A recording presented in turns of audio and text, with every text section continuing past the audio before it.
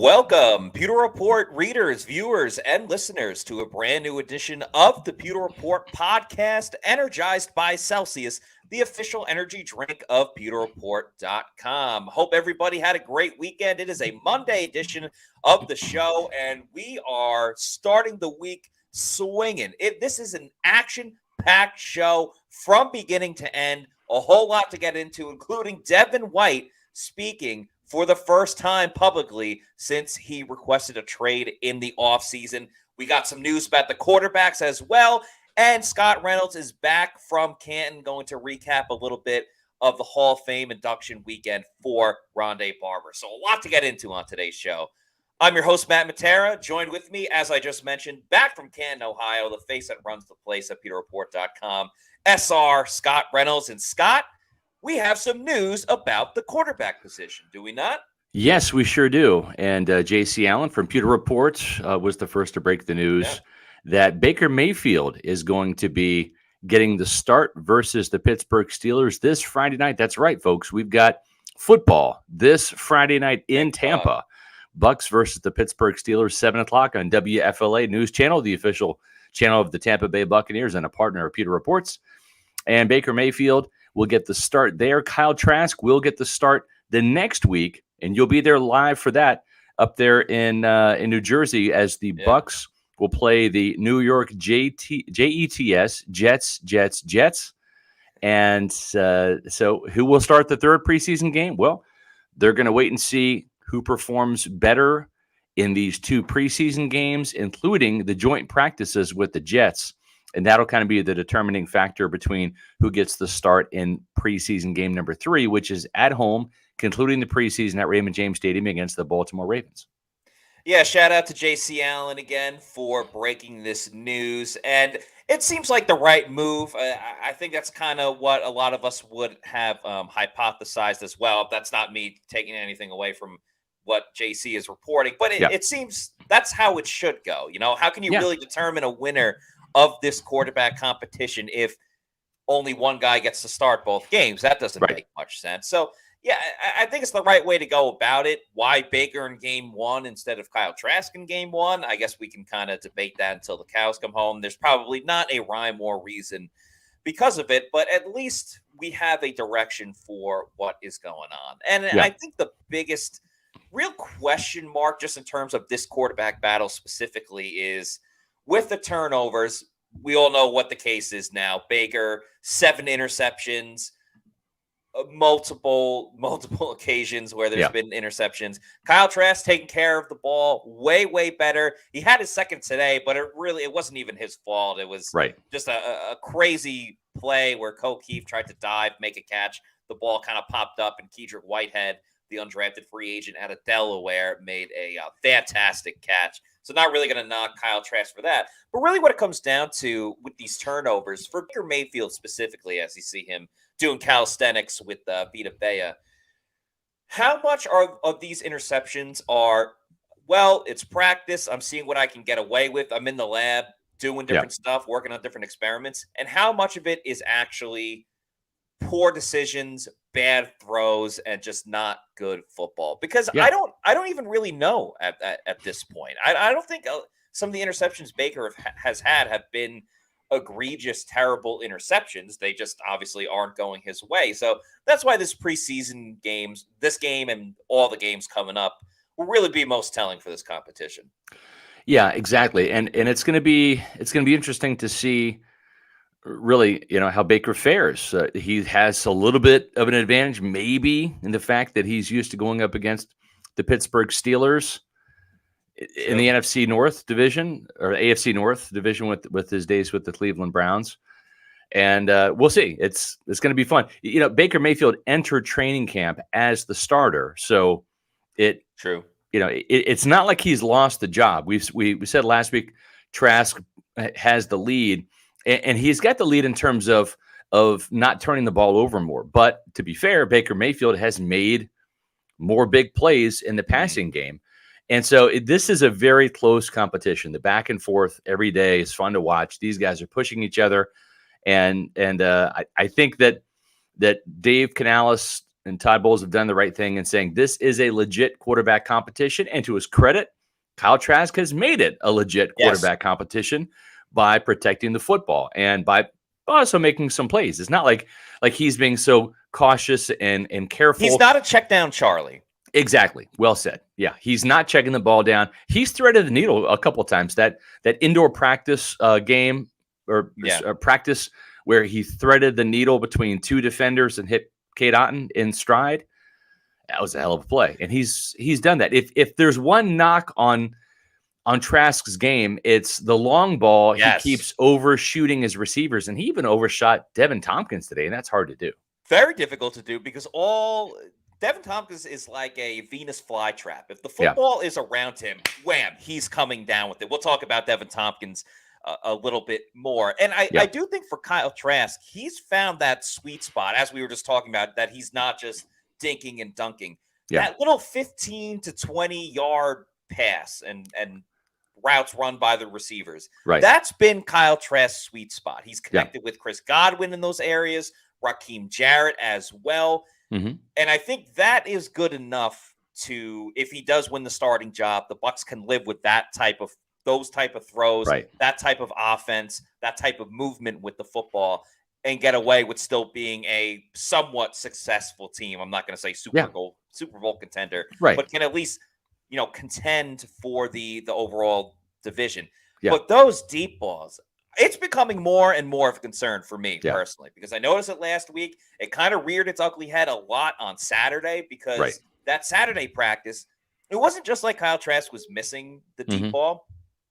It was like 10 yards over the receivers' heads. And maybe I'm paraphrasing a little bit, but it wasn't like Baker had a couple of missed throws and it went off the fingertips of the receivers because they were outstretched. He's getting it close. He's getting it close. Yeah. Kyle Trask and his deep ball throws are not even really remotely close. And even today, it didn't get that much better. John Wolford is the best deep ball thrower on the Buccaneers right now, mainly because he's just putting it in the area. Yeah. And the Bucs receivers are coming down with it. Yeah, he's also the third string quarterback. He's got nothing to lose, right? So he's chucking it up. But to his credit, he's on target with those passes.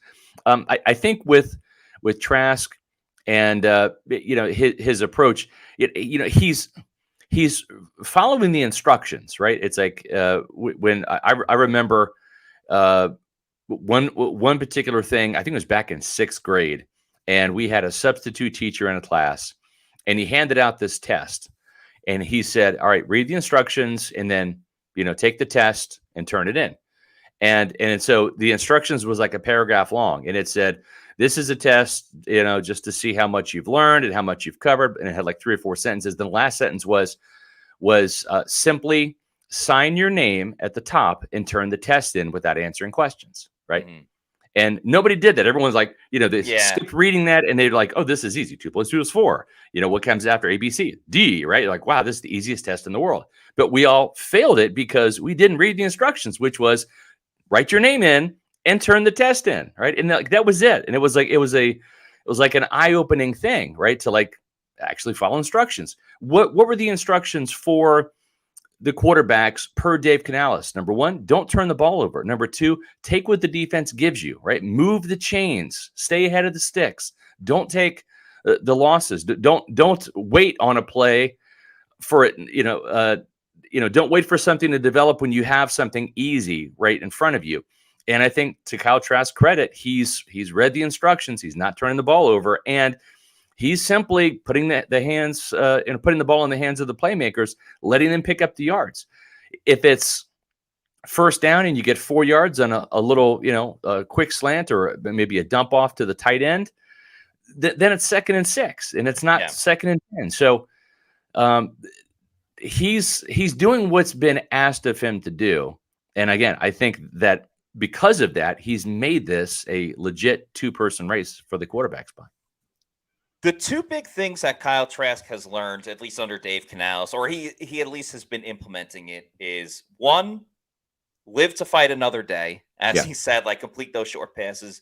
Yep. And 2, he knows how to survive in advance, because that's why you see him committing to running fast enough and quickly enough. But you know what? It's getting the first down for the Buccaneers, and it's extending those drives. So he's really surviving and advancing. And the third thing I would say that Kyle Trask is really doing and learning about himself is he is using all of his height to his advantage. Yes. He is seeing the plays and he is making very fast decisions because of this. And I asked Kyle Trask after practice today, because we had a media session with him. Yeah. And I asked him, like, what is he doing well? What is he best at? And he really said that it was all of the things that he had been working on since May, June, and July to get to this point. All the things that he was working on. Not only is he succeeding, but he's surprised at how well he is doing everything. And one of the things that he really talked about in previous interviews and press conferences about what he wanted to get better at is just using his frame and his size to his advantage. He used to say he was a little too squatty. Like if he's 6'4", play like a 6'4" quarterback that commands the offense. Usually it's low man wins in football, and that's very, very true. But not at the quarterback, not at the quarterback position. You want to be tall. Tall guy wins in that situation. And that's something that we've kind of seen with Baker. We know he can't do anything about his height. Yeah. But there have been situations, and Scott, we talked about it today, where Baker holds on to the football a little bit too much. Now, is it because of his height? That's definitely in play. But even if it's not because of that, and if Baker's holding on to that football, that pocket is going to collapse, and Baker's not going to be able to escape. He's not going to be able to get a good pass off because, as we've seen, multiple footballs have been tipped when Baker Mayfield is throwing, and that hasn't been the case with Kyle Trask because of his height and playing at the level that he wants to be playing at. I think you're exactly right. And when you look at Trask, he's able to see, and with his height, I mean, let's just go across the offensive line. 6'5", Tristan Wirfs at left tackle, 6'6", Matt Filer. If Ryan Jensen's in there, 6'5" Ryan Jensen. If not, 6'4" Robert Hainsey. Gone is 6'1" Shaq Mason. Now you've got 6'5" Cody Mauch and 6'5" Luke Gedeke. So we have seen Baker sometimes when there's been pressure from the outside, whether it's with the twos or even with its the starters. And we saw Yaya Diaby give Luke Gedeke a couple days ago a run for his money and push the pocket in there. When Baker's not able to get outside the pocket and really see downfield, he does hold on to the ball too long. And you kind of count, the snap count in your head, the 1,000, 2 1,000, 3 1,000. He still has the ball, and he's kind of looking down the field, trying to find a little bit of a crease where he can see. And I think it's a little problematic. And I would not be surprised if we see Baker Mayfield end up getting sacked more than Kyle Trask, unless he can get outside the pocket with that mobility. And frankly, that's kind of where he is dangerous, is when he's outside making plays, extending the play and finding somebody down the field or dump off in front of him. And it's going to be interesting to see not just how many touchdowns one of these guys throws more than the other, or interceptions, but also the sacks, right? Because sacks can be drive killers. It puts you, if it's on first and second down, it puts you behind the sticks, right? Behind schedule. If it's on third down, you're punting. So that's going to be an interesting thing to watch. And that is a big difference. I think Trask is 6'4.5", 6'5". Baker they have him 6'1". Okay. Trask is at least 4 inches taller than him. And it is making a difference, as you say, Matt, with the offensive line, especially in the pocket. I have a feeling that on the first preseason game on Friday, we're going to see a little bit more of play action rollouts specifically called for Baker Mayfield, just to get him out of the pocket, away from that height and everything.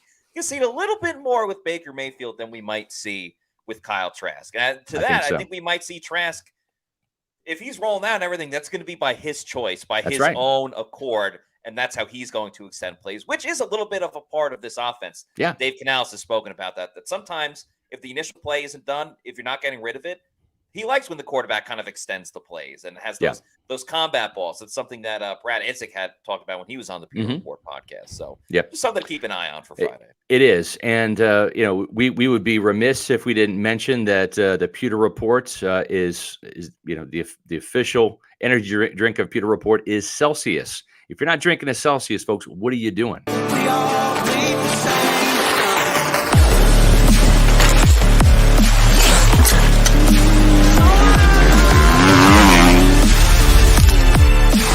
We all bleed the same.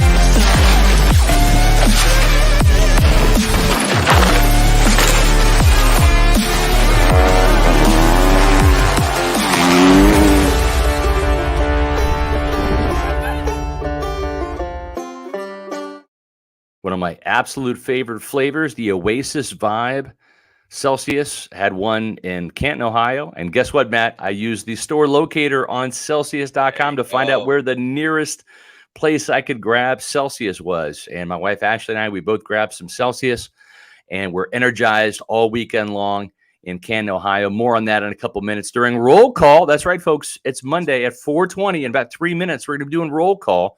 And I'm going to talk about my trip to Canton for the Ronde Barber Hall of Fame induction. Matt's going to put up your locations, but let's finish the Celsius plug first. It's not just Oasis Vibe. That's not the newest flavor anymore. Now they've got the Cosmic Vibe. That's right, Cosmic Vibe. If you like fruit punch, you're going to love the Cosmic Vibe. It's got plenty of flavor there. I don't know how the scientists at Celsius do it. The sparkling lemon lime tastes like they squeeze some lemon limes and put them in a can. Same with orange, my absolute favorite flavor. There are so many flavors to choose from. And folks, if you don't know which flavor to grab, go to Celsius.com. Click on that store locator I talked about. You'll see convenience stores. You'll see health and fitness stores. You'll see grocery stores. And what's the other place you can find Celsius? You will see some bodegas. Bodegas. That's right. Then once you find the flavors that you like, go to Amazon or Instacart. And when you're on Amazon, order them in bulk. You can have them shipped right to your door with the subscribe and save option. It's the best way to save money and have Celsius shipped right to you. Folks, there's no sugar crash after you drink a Celsius. Why? Because there's no sugar in it. It's all the essential energy that you need to power your workout in the afternoons, to get you up in the morning, or if you have a late day at the office, have a Celsius, get that energy to pick you up. And we always love to hear from our Pewter people, which flavor Celsius are you drinking? So do us a favor. On Twitter tomorrow morning, if you're having a Celsius or at work, take a picture of the can, tag at Celsius Official, and let us know which flavor of Celsius you're drinking. Matt, it's about that time. That's right. We love Mondays, Matt, for one reason and one reason only. Because it's roll call. That's right. Where are you at, Peter people? At 4:20, which it'll be in just a moment. At 4:20 every Monday, we love doing this with the Pewter people. We love interacting with our fans as much as possible. And one of the ways we do that is on these Mondays during roll call at 4:20. We're going to talk about the Buccaneers in one way or another. This one is going to be Scott Reynolds' trip to Canton to be there for the enshrinement and induction of Ronde Barber into the Hall of Fame. And in the meantime, while Scott is talking about that, which I'm very excited to hear these stories, please let us know where you are watching from, and we will put it up on the screen like with Charles right here. And we'll let you guys start writing down where you're coming from. We'll put it on the screen. So Scott, tell us all about this weekend in Canton, Ohio. It was great to see Ronde Barber get his moment. It's been a long time coming. He has had to fight size. He has had to fight the fact that he is a 5'10", non-shutdown corner. I think that's maybe fair to say, although he's not a system corner either. He's just a damn good corner. Can we just say that? He's just a damn good football player. He played outside. He played inside. Usually when you think of the term nickel corner, and he really kind of redefined that position because of what he could do in the slot, whether it's interceptions, 47 in his career, or blitzing and getting sacks, 25 in his career. He was an outside cornerback on first and second downs. And then on third downs or obvious passing downs, he would go inside. And I think that's really what made him special. And it was an absolute honor to be invited. I was one of the very few media members to be able to go to Canton and support of Ronde, and had a great time at his after party. I've known Ronde for all 16 years of his career as the third-round draft pick back in 1997, and it was an amazing event. What made it special was not just the fact that obviously the Hall of Famers there, and then you see Tony Dungy, legendary Hall of Fame head coach, Derek Brooks, Warren Sapp, John Lynch, but the fact that there were so many other Buccaneer players that came to support Ronde, everybody from Donald Penn, who didn't play on that Super Bowl team, right? Guys like Barrett Ruud that weren't a part of that Super Bowl team. Kevin Carter, right? Those are some of the players that played in what I call Ronde's second career in Tampa, because he was a linchpin and a key cog in the Bucs' rise to prominence, and obviously had the most iconic play in franchise history, that 92-yard pick six to shut down the vet in the 2002 NFC Championship game to send the Bucs to the Super Bowl where they would win it. But he played with a lot of players in that crossover Tony Dungy, John Gruden era. But then he also played with a bunch of players in the second part of Gruden era and the Raheem Morris era and the first year of Greg Schiano too. So he had so much support from so many teammates because he played 16 years. So we kind of think of the Ronde Barber, this version here with Sapp, Brooks, Lynch, and Dungy, and then of course Gruden. But then you have the second phase of his career where he helped win a couple of division titles in 2005 under John Gruden and also 2007, and then helped the Buccaneers get a 10-6 season in Raheem Morris' second year. So it's just great to see all of the people. Even Raheem Morris came on Friday night, and then he's the Rams defensive coordinator. So he left training camp to go there and support Ronde, and was there on Saturday for his induction. This is my wife, Ashley. We had a great time at the after party. It was like a family reunion. That was the cool thing about it. There's Ronde's bust, who, as Ronde said, thank you for making this look more like myself than Tiki. So I loved Ronde's speech.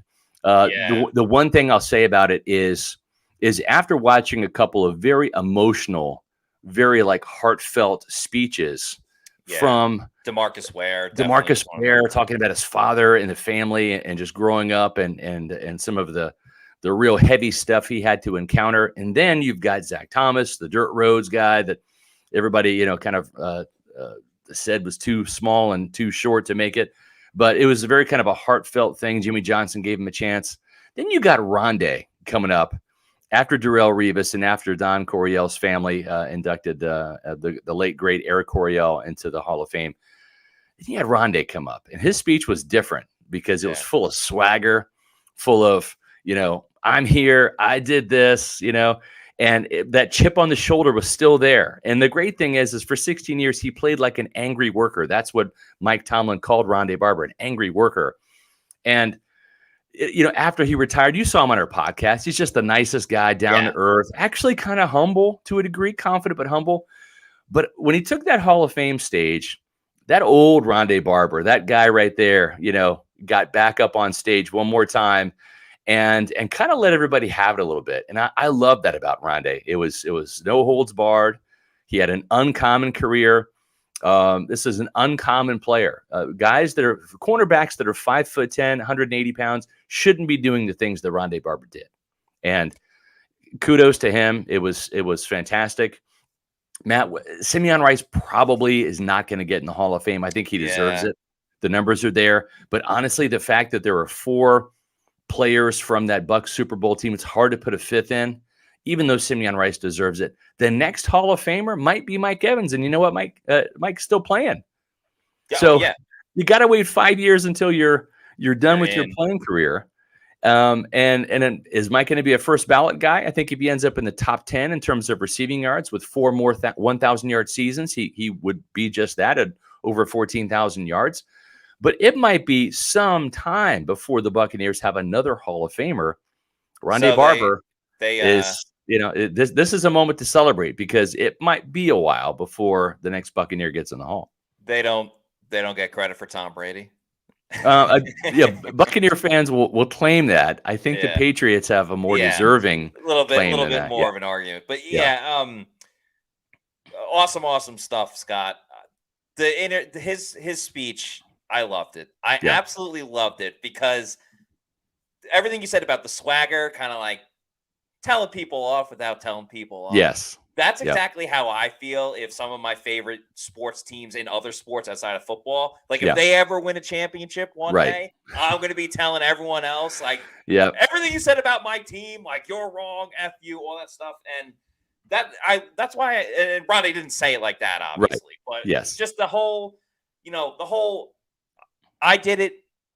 I was extraordinary. I was uncommon. I did it extraordinary. And that's what I needed to do to reach this level. He said, I was not Darrelle Revis. I was not pegged as a first ballot Hall of Famer right away. And I love when he said, I have to give a small thanks to everyone that doubted me, because you fueled me to get better and everything else that he said. And yes, I like that it was a little bit different than the emotional stuff. And I'm not taking anything away from any of these Hall of Famers that went through hardship. That was just classic Ronde, Matt. It just like he talked during his speech the way he played, and it was great to see that kind of swagger Barber back, and that was also really cool. Kind of ridiculous. Like, they made Ronde Barber wait long enough to get into the Hall of Fame, and then we had to wait a little bit longer just to hear him speak. You know, like it took that much, a little bit longer. And of course, you know, I was watching it pretty much from the beginning, and I knew whenever Ronde was going to be on was when I was going to have to drive to the facility for Bucs practice. And of course, that's exactly how it lined up. Like, they were getting ready for that. So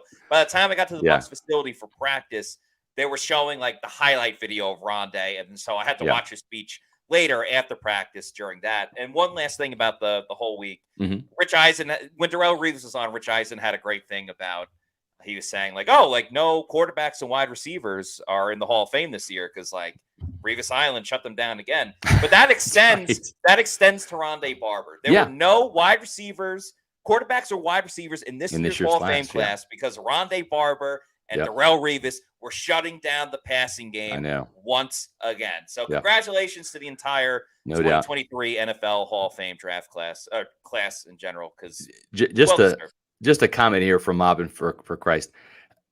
Mike will get in. I think he's on a Hall of Fame trajectory. I don't know about Lavonte David. I think he deserves to. What's held him back is, and you got to remember, this is a national vote. These are national writers, and accomplishments matter. Pro Bowls matter. All pro berths matter. And we all know Lavonte's been overlooked, underappreciated, underrated, all of those things. And I think that's going to come back to haunt him.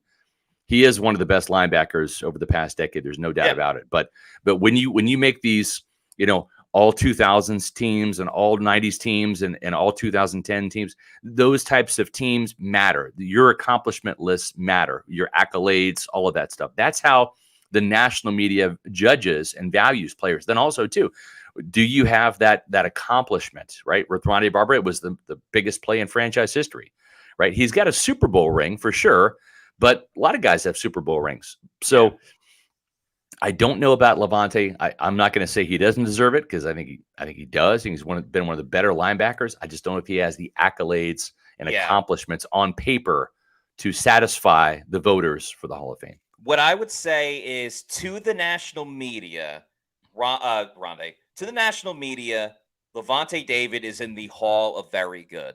But for those that have watched him up close and personal for years and years, even when the Bucs were not a good team, and including when they were Super Bowl champions, the real ones know Lavonte David has Hall of Fame level talent. But sometimes things just don't go your way. We have a super chat from Adam. Thank you, Adam. Hamilton. It's awesome. Adam, good to hear from you again, my man. Thanks for the super chat. Great to see you in the chats again. Adam says, boys, hope all is well. Ronde, one of the GOATs for sure. The pick sixes were always great, but seeing him come off the edge was special. Hashtag strip sack. Then says, Mike getting in, stud, mayor of Galveston. Great I don't see anything wrong with this statement that Adam Hamilton made. I agree. And I think this is a very good point here from John B. Lavonte being an outside linebacker in a 4-3 defense contributed to him missing out on Pro Bowls. That's exactly right, because he was classified as an outside linebacker. And I think the Pro Bowl voting system needs to be completely overhauled, because for years, Lavonte David was going up against, Justin Houston, right, as an outside linebacker in a 3-4 defense. Now in the division, where he was primarily a pass rusher, right? Or John Abraham, those kind of guys that would get 12 sacks as an outside linebacker in a 3-4. And then you have Lavonte David as a 4-3 outside linebacker getting overlooked. So I totally agree. Great point here by John B. There needs to be a distinction. I think that there should be in the Pro Bowl, it should be linebackers and include people, and edge rushers. Include everybody on the second level, right? With an outside linebacker in a 4-3 or inside linebackers in a 3-4, you're a linebacker. Boom. And then edge rushers are 3-4 outside linebackers like Shaq Barrett, Joe Tryon-Shoyinka, Jason Pierre-Paul, etc.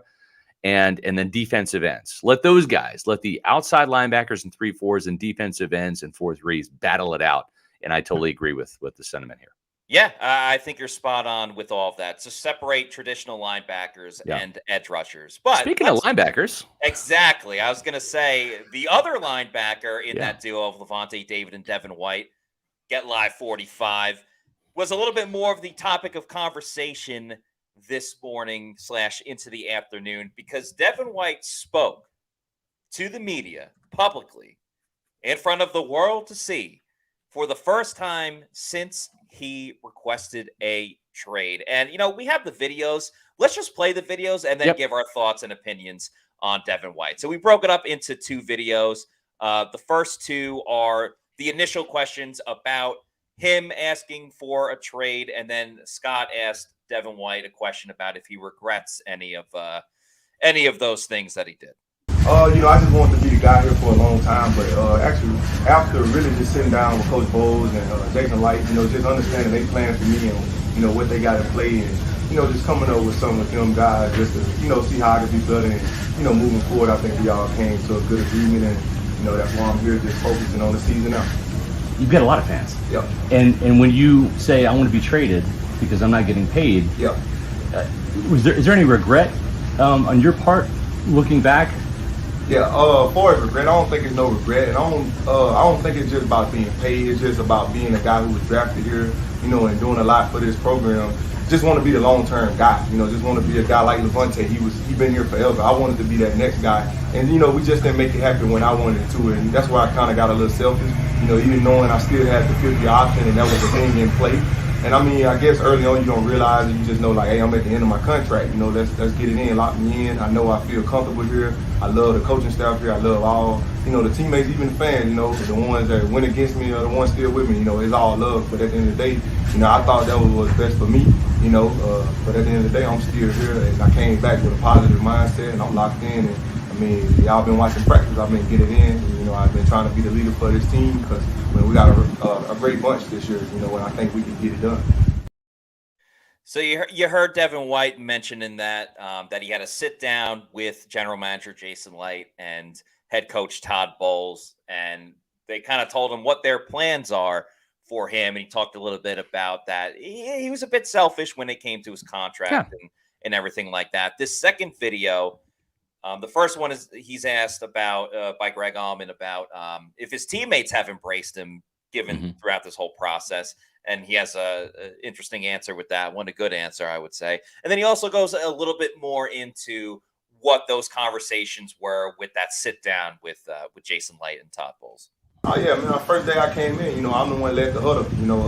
Like I said, like it is business. It's all business. At the end of the day, it's gonna happen. I hate that it had to happen that way because I love being here. Like I can't overexpress that enough. Like everybody know my love for horses. I got a 9-star born in Florida. So I want to be here. I want to be established here. But that's in the past now. I'm going out there. I'm trying to focus on what I can do better. To set myself up for what I want, and it can't be denied. So I think that's the only thing. But even with me doing that, I'm still doing it within a team effort. I'm just trying to be the perfect teammate for my guys. And, I want to be a captain again. That was one thing. Like a lot of stuff was hard. Like sitting out was hard, and I wasn't really sitting out because I still came in the building. Because I want to be here. But at the end of the day, man, that's over with. I'm on the field. I'm going hard, and I'm embraced by all the guys. I'm out there working and making them better. They making me better. Go forward. They just told me they always had a plan for me. They always had a plan. They know what was going on, what they did, as far as everything, helping us get that Super Bowl. Like a lot of stuff, it ain't really too much to speak on, but, I believe in their plan. I believe in their plan when they drafted me, so I'm going to keep believing in their plan. I'm going to keep working hard, and I'm going to just be me. At the end of the day, man, whatever you do, you just leave it all out there, and I think it's already written. That's my mindset. It's already written. What's for you is for you. You just got to be a little patient and, be even more humble. That was the time that humbled me, and I'm grateful for it. I'm grateful I went through it. I've seen a lot of people turn on me, a lot of people go against it, go with me, but it is what it is. I do this for my family and the people that I play, that I lined up with, and, the other guys on the other side of the ball. I do this for them. So, I'm grateful for it all, It is what it is. Scott Reynolds, your initial thoughts to Devin White's reactions and response to everything asked about his trade request. I thought it was a very good press conference for Devin White. I think that he was not defiant about it. I think that he He was humbled. He admits he was humbled. And I asked him, do you regret asking for a trade? He said, I didn't regret it, but then he admits to kind of being selfish, right? So I think he kind of apologized enough. Yeah. He acknowledged twice that, he knows that he lost some fans over this. And he's, he kind of inferred, I hope they're still with me. He said it's all love, meaning like, hey, I don't hold any regrets. If you, it is what it is. It is what it is, and he can't control what people think. He can to a degree. I mean, he can win those fans back if he plays well. See, that's the thing. I don't think there's anybody in the media or in the Bucs fan base that is rooting against Devin White. I think everybody, generally speaking, wants to see this guy because he is so full of so much athleticism and potential. Do two things: become consistent and become a playmaker consistently, right? It's one thing to be a consistent player. Look no further than the guy lining up next to him. Lavonte David in his prime, and no disrespect to Lavonte, but I mean, when he was younger, right? 25, 6, 27, he was a consistent playmaker. Like you could look at his box score at the end of the year, you'd see 2 or 3 sacks, you'd see 3 or 4 forced fumbles, you'd see a fumble recovery, once or twice, you'd see a pick 6, you'd see maybe 2 or 3 interceptions. It was like nothing but just checking box scores, leading the team in tackles, etc. Now Lavonte David is not the consistent playmaker. Now he's more of a steady Eddie. He's a guy that will maybe not pick off the passes. I don't say he's lost a step, but he'll probably break up the pass rather than pick it off. He's not going to be as dynamic as he used to be, but he's still, from a consistency standpoint, way better than average. Still very good, right? And I think that's worth something, right? And I think with Devin still being in his prime and still being very young and very fast, he has the chance to be what Lavonte was, which is a consistent playmaker. And I think that's what the Buccaneers want to see. It's like, we might consider paying you, Devin, your king's ransom, if you be that consistent playmaker and not get 3 sacks in this game and then have 2 bad games and then have an interception, and 12 tackles and then have a bad game, right? It's just show up every week and either be good or great. And we would love for you to be more great than good, but don't have bad or below average games. And so I think that's a reasonable request, especially for a guy that's requesting to be paid $18 to $20 million per season. Exactly. Devin has to understand that for the amount of money he wants to get paid, there is a level of expectation. And realistically, he didn't meet those expectations last season. And it wasn't even like he had a terrible season. He just didn't meet the expectations that a $20 million per year contract is asking of. Now, back to his overall press conference today, I thought he showed a ton of humility. We keep saying humble. There was a lot of humility to it as well. And you know what? I was a little surprised going in because he was pretty like upbeat and smiling. He mentioned the horses. He's got to get a horse reference in there, right? At one point or another. And I was kind of going in. I was ready to expect a combative Devin White.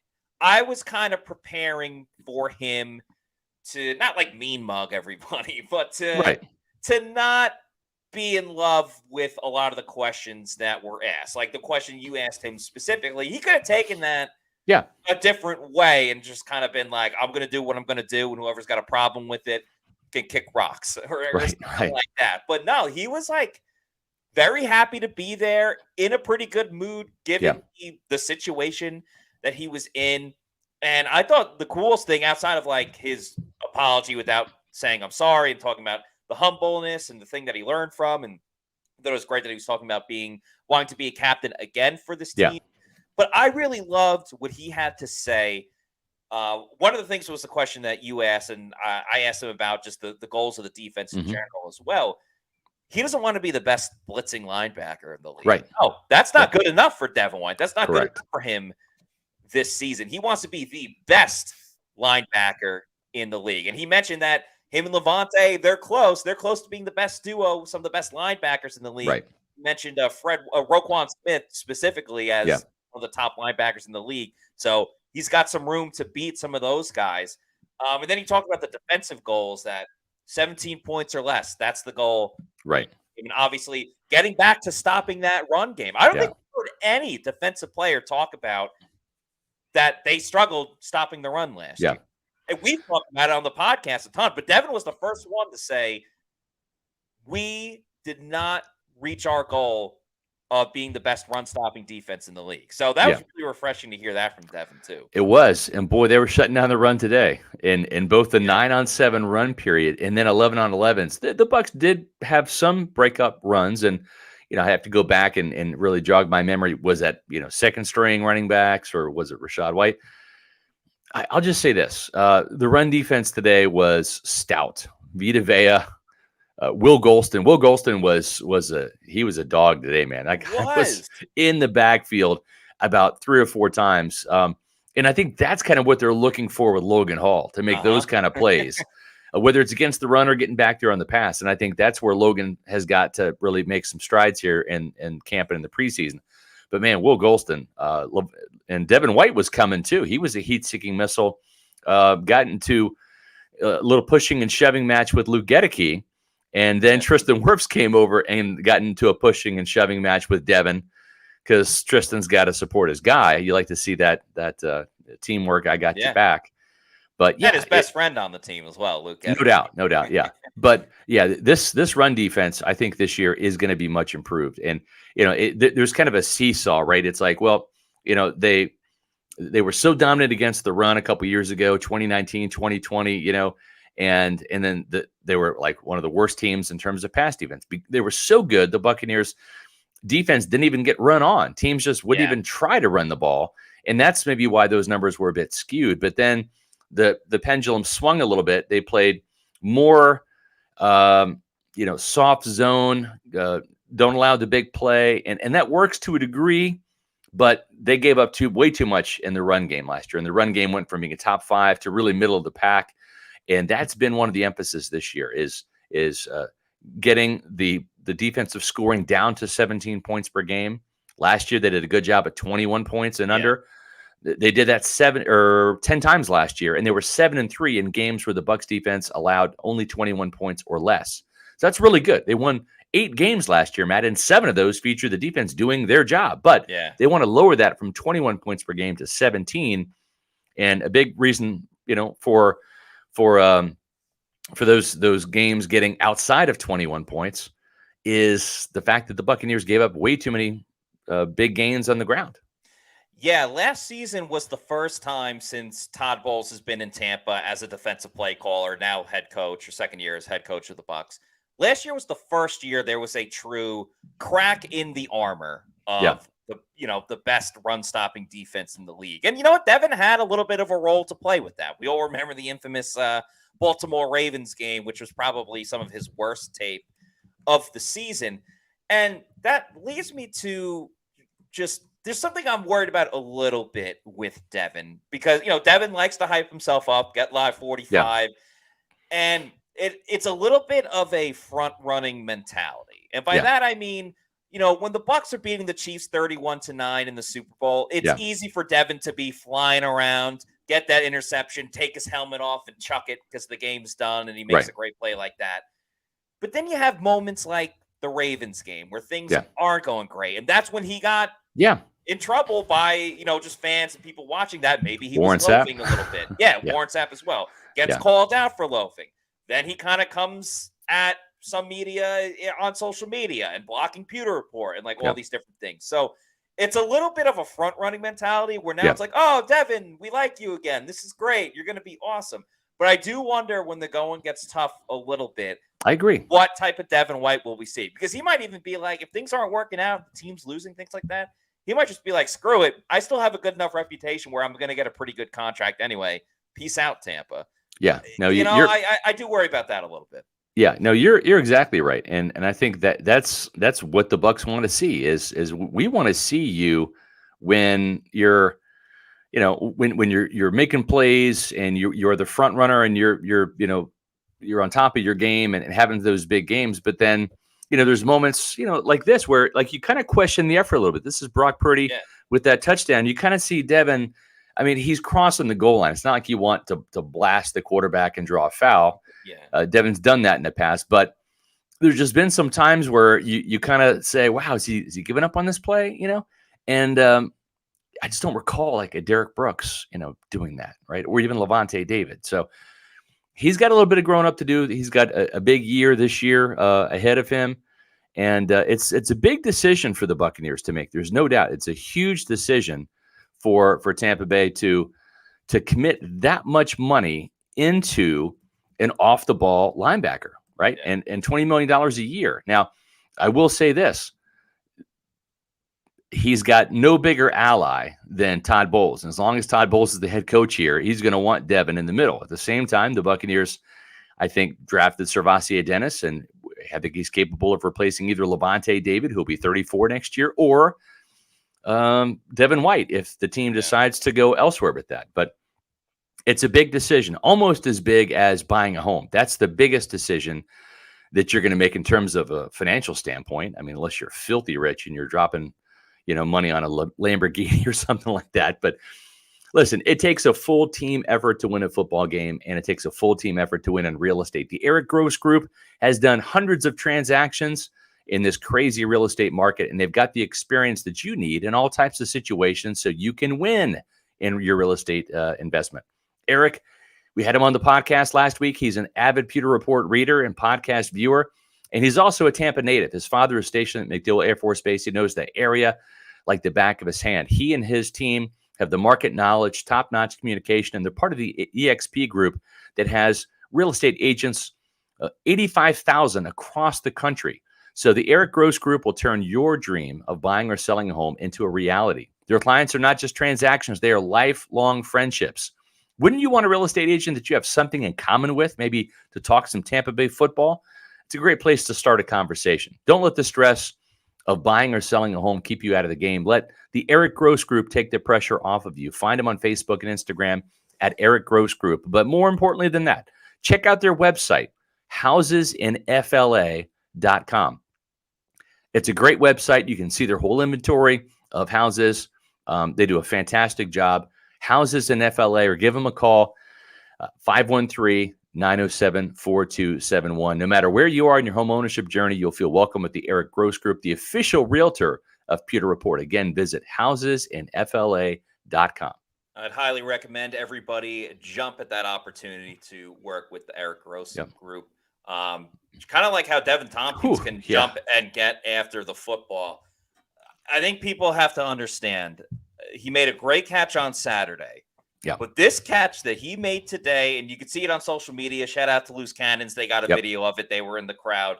It's in our article, the Bucs Camp Insider, of the great catch that Devin Thompkins made. This one he made today was even better than the one that he made on Saturday. Yeah. It was a deep ball down the field. Josh Hayes was in coverage, and good coverage by Josh Hayes. He was right there, stride for stride, with a very, very fast Devin Thompkins. John Wolford was the quarterback throwing. Chucked it deep down. I shouldn't say chuck because that makes it sound like it wasn't accurate. It was very accurate. It was right on point. Yeah. And Devin Thompkins, the word moss gets thrown around a lot. I've been seeing it on social media a lot. This was a baby mossing. I wouldn't say it was like as hardcore as like the Antoine Winfield Jr. interception against the Colts a couple seasons ago, or obviously Randy Moss doing it himself. But man, this guy, the athletics that this man has, he can be 7 feet tall the way that he can jump into the air. It was an exceptional acrobatic play by Devin Thompkins to go up, make the catch. It was the play of the day. The crowd went wild. And Devin Thompkins, who made another nice catch and run up the field, is playing his way not just to wide receiver 6, but you could make the argument right now that Devin Tompkins could be your wide receiver 4 with what he's been doing. No doubt. He didn't drop the ball, Matt. He doesn't drop the ball. He does not. We saw Trey Palmer have a couple drops today, and they like Trey Palmer, but this guy does not drop the ball. If he was 180 pounds, he would be in contention for wide receiver 3. He would be battling, he would be battling Russell Gage for wide receiver 3. The problem is he's 5'7", 150 pounds soaking wet, right? You can't line him up there and say play 50 plays at wide receiver. He's He's not big enough to be a down in and down out receiver, but he is big enough and makes big plays that you got to get him on the field, whether it's an end around, whether it's a wide receiver screen, whether it's just chucking the ball downfield and letting him use that 41-inch vertical. I mean, Josh Hayes, not the biggest guy, but he's 6 feet tall. And Devin Thompkins is 5'7". So that's 5-inch differential right there that he's making up with his leaping ability. And so he just keeps making big play after big play.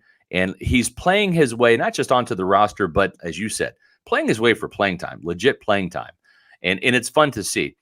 And one other thing we really should mention, and again, the Bucs Camp Insider is on the website. I'll drop it here in the chat. You can read about our practice notes. Josh Capo, myself, kind of tag team these today. Great to see Josh covering camp the last couple of days. Yeah, he was there Saturday and today, and his presence is always appreciated when he is around. So love seeing Josh these past couple of days. Yeah, and he's a Pewter reporter, does a lot of salary cap work, film breakdowns for us. Lives in Atlanta. He's our resident Bucs Falcons guy when that matchup takes place up there. And he'll be down for a couple games, but it was great to see him for training camp. Practice Insider Camp Insider is in the chat.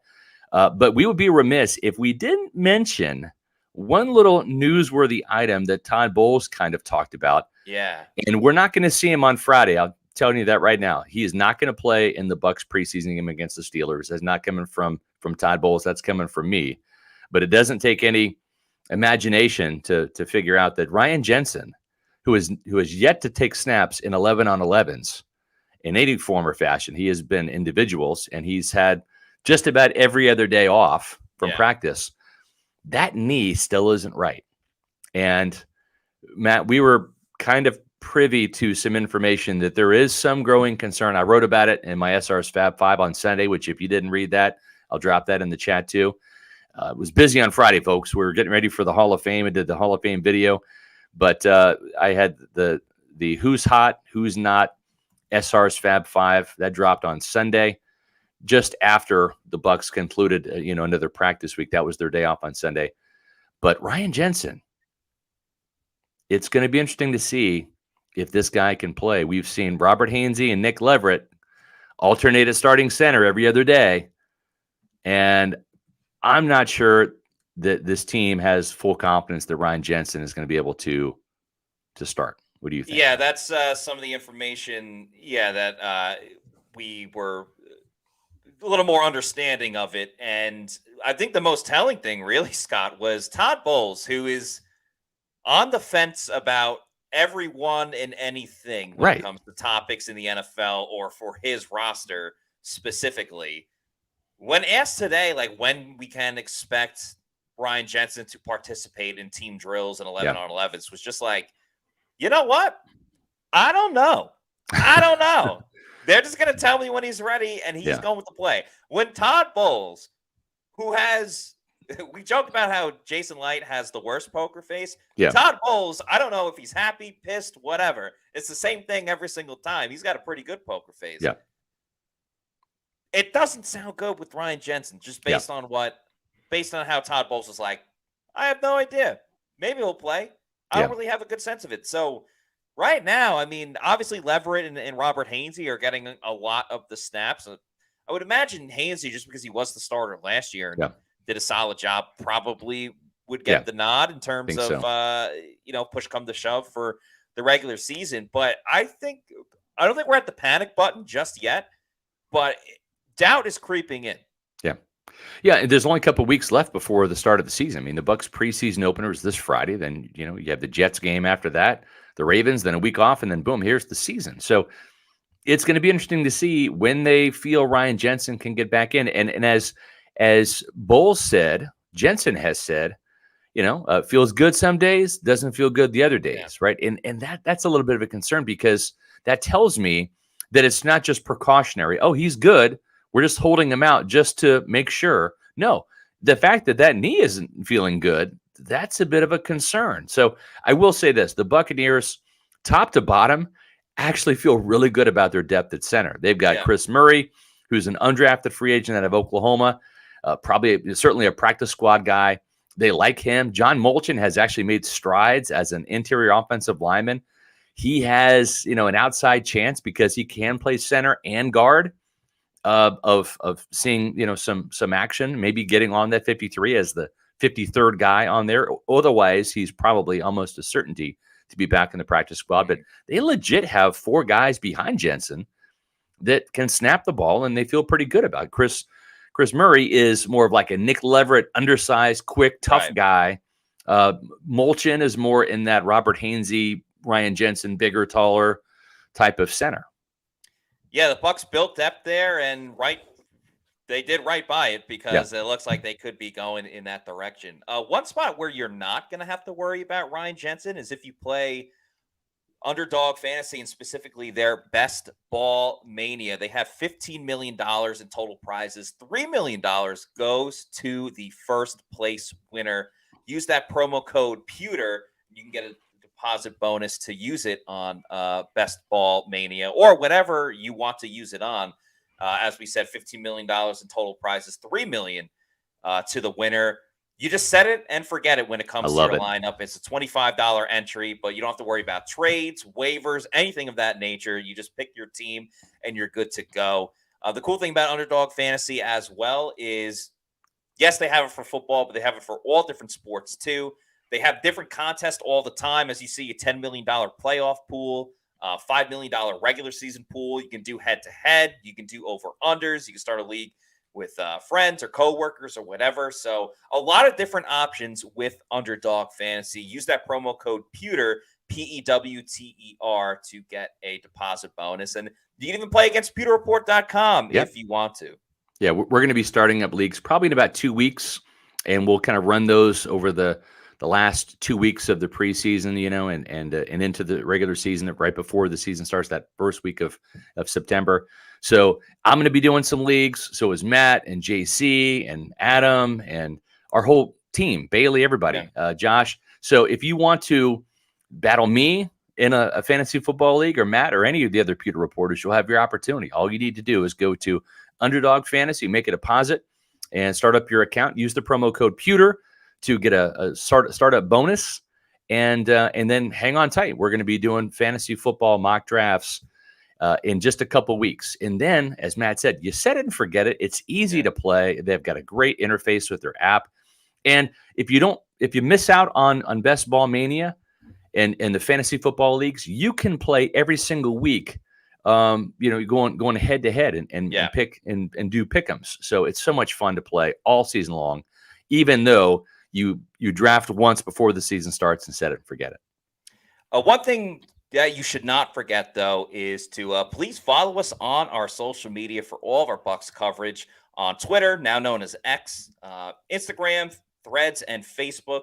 We are at Pewter Report. Also, got to give a shout out. We had an Instagram reel recently that's over 300,000 views, currently at 303. So appreciate your people for watching that video. Baker Mayfield was saying a little something at practice. And of course, our YouTube channel, Pewter Report TV. We have the podcast out there all the time. We have SR's trip to Canton, giving some background information on the Bucs history with the Hall of Fame and some Hall of Fame members in it that played for Tampa Bay.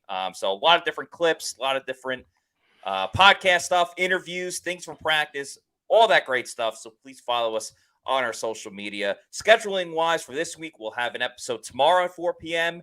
and Wednesday at 4 p.m. And then, of course, the game on Friday. Of course, we'll be covering all of that. So until tomorrow, that's going to do it for us on this show. For Scott Reynolds, I'm Matt Matera saying thanks for watching, and we'll see you tomorrow at 4 p.m.